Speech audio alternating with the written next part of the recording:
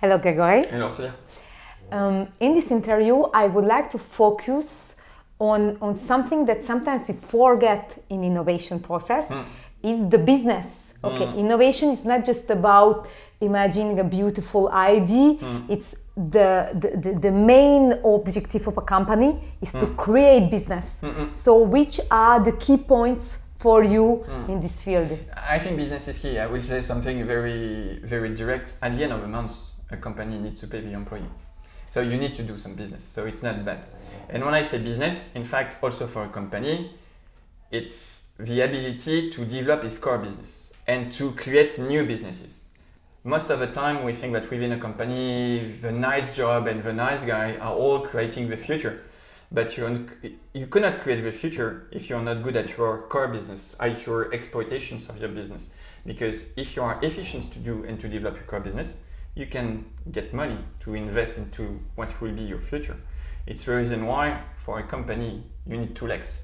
You need these exploitations, core business, and you need the explorations for the future. And this is key to explain also for within the company.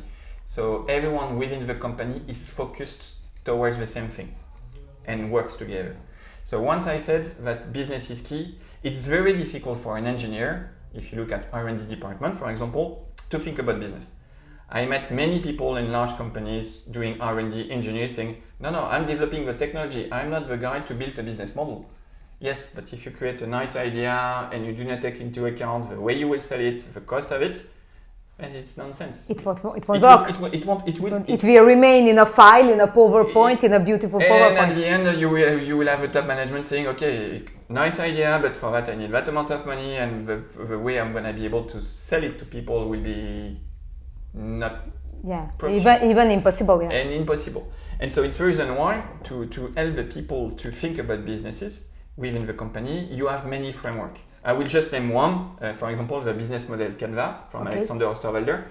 I really like this one because it's simple. Yeah, it's really easy to use for everybody. It's easy to use, and it's not the truth, but like the equations that we propose for innovation, it's not the truth, but it's a model that helps to gather all the people around the table to ask questions, to try to see, okay, what is the best way to deliver the value to my customer?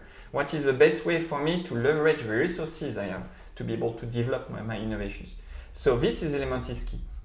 And what is also key in terms of business is we need to think in a broader way than just a product. Okay. I go back to these sustainability questions that we discussed in another video. Now it's done. We need to focus on things that will help the people, that will be able to solve sustainability issues for the planet, for the people, for many things.